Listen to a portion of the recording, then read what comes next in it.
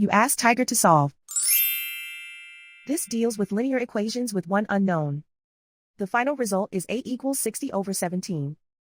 Let's solve it step by step. Simplify the expression. Find the greatest common factor of the numerator and denominator. Factor out and cancel the greatest common factor. Isolate the a. Multiply both sides by 4.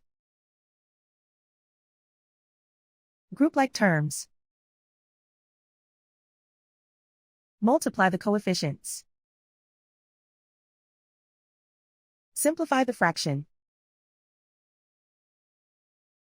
Multiply the fractions.